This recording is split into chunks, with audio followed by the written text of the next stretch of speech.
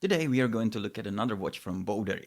And if there is something that guys over at Bodery are really good at, it's kind of to make you wonder how they can put such a specs on subjectively good looking watch for such a low price. The Bodery Landmaster. Cool name. It is a field watch. Here's the thing. Field watches usually don't try to impress. Function over form. No gimmicks, no fancy schmancy finishing, nor fancy names that would rival like interstellar galactic spaceships. It should be plain, simple, readable, and functional. This one doesn't quite do that. This one plays a little bit on the gimmicks and maybe on the not completely form over function.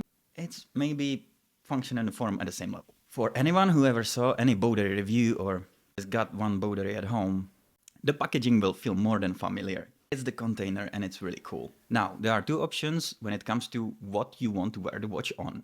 Titanium matching bracelet or a NATO style strap that doesn't feel like it's made out of recycled shoelaces. And it's quite a good looking one, wrinkled one, matching hardware and signed. The bracelet option is of course a bit more expensive. I don't particularly like the bracelet, and I in general normally don't really like titanium bracelets. They always, to me, feel personally a bit cheap. But that's very subjective and the choice is yours. My recommendation would be go for the strap. Now, the watch case. As you might have guessed from the bracelet section, it is titanium. Bodery doesn't mention which grade of titanium, so let's, keep the watch price in mind. It's gonna be the cheapest one. The watch is 38mm in diameter, 13mm thick, and lug to lug of 48mm, 20mm lug width. And here might come my first minor criticism. The strap on my particular unit, well mine, it's on loan to the channel from my dear friend Kiwi, cheers Kiwi, feels a bit narrower than the lug width, and it exposes piece of the spring bars. Good news is, however, the watch has drilled lugs. Changing the strap is a breeze. The second criticism, and that might be very subjective, is the lug to lug actually. Which is weird because 48 is kind of my sweet spot on most other watches. But this one feels unusually flat. I don't know if it's a question of proportions, if that 38mm is just too small for such a long lug to lug, or it's just the general shape of the lugs, but it kind of feels flat. Again, that's very subjective. Watch wears insanely good, mainly because of the weight. It is titanium. On the supplied rubber strap, it's got 59 grams. The finishing on the case, well, there isn't any. The case is entirely bead blasted, which is probably appropriate for a field watch. However, in my eyes, it's quite boring. I ended up high polishing bezel on my Hamilton khaki back in the days just to make it a bit more visually interesting. I would probably try that here too. I mean, just look at a watch next to my Fujitsubo. It's also titanium, but there the titanium is brushed.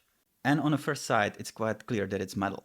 Whilst on the Bodery, when you just look at it, it kind of feels like you're looking at a plastic watch. Not to the touch. Once you touch it, it's very clear that you're dealing with metal.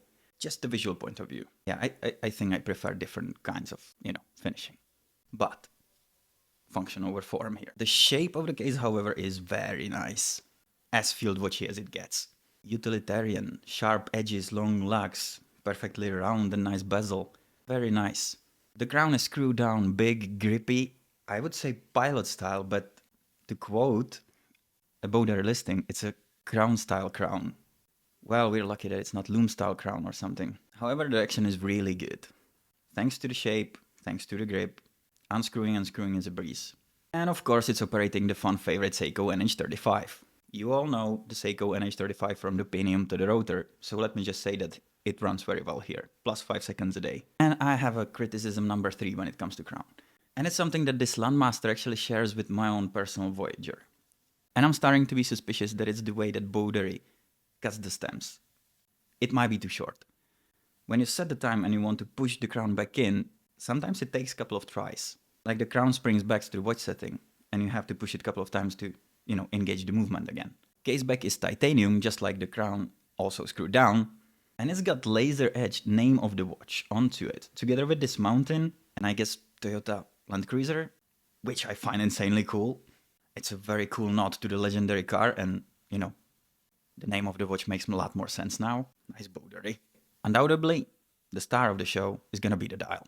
Which is a bit weird again on a field watch, but yeah, it is. Quite frankly, the dial is so beautiful that it makes me forget about the criticism I had about the case finishing.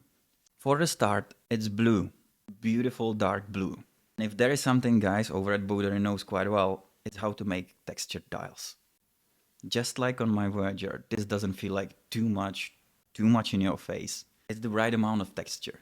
Printed, very sharp mini track all around. In matter of fact, everything is printed on the dial, which again is quite fitting for the field watch. Arabic numerals in white as hour markers. And if there is one more thing that guys over at Bodery knows well as well, it is how not to overclutter the dial. The Arabic numerals are the right size and the rest of the text on the dial is just about the right amount. There is a Bodery at 12, automatic Landmaster and titanium down at a 6, Landmaster being in red. It sounds like a lot, but somehow it isn't. The size of everything is just right. That's what you know, Karel, come on. Not again. You promised. Well, very interesting things start to happen when you look at the handset. To begin with, they are white, very contrasty against the dark blue dial. They are the correct size and shape for the field watch, which is the boring part. When you slightly tilt the watch, you kind of notice how tall the pinion is and how far apart the individual hands are from each other. Well, that is to accommodate for something that you see it on the video or in the product pictures. You have to think tritium tubes on a watch for $100? Insane? And you'd be wrong.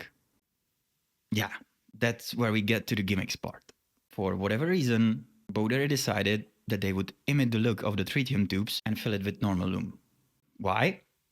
Don't know. Like, the Lume isn't bad, but it's by no means spectacular, so why? Don't know. Why not to use normal Lume application, put the hands a little bit closer together and make the watch slimmer? Don't know. The Lume in those tubes on the handset has the same color as the dial, and it looks really good. Yeah, it does. The second hand is an arrow shape with a red tip. No tritium tubes on it. This all is covered by amazing tall domed sapphire crystal. Of course it's tall, it has to accommodate for that insanely tall pinion, but the crystal is lovely. But also very damn reflective. There is no AR coding. Now let's sum it up and talk about the value. Okay, the Bodery Landmaster and the other Bodery models for that matter offer so much for so little that it makes you question the entire watch industry sometimes. Why did I ever consider selling a kidney to buy that other brand watch when I can get this for $100 when it's in discount? But it's in discount all the time. The specs, materials, there are no QC issues found. Yes, this one is a bit gimmicky, but it still looks good and it's very functional nonetheless. It's insanely legible, practical, light. What's there to complain about, really? I like Bodery so far. I mean, I don't like all their watches. Some of them feel quite bland and boring, but their field watches, they kind of hit the spot for me. I am quite excited to see what comes next. And that is it, guys, as usual. Thank you very much for watching. If you liked the video, please give it a thumbs up. If you didn't like the video, I thank you for watching this far. And please let me know, what do you think about this watch? Do you have experience with it? My name is Karel and this is Watch. Till next time, cheers.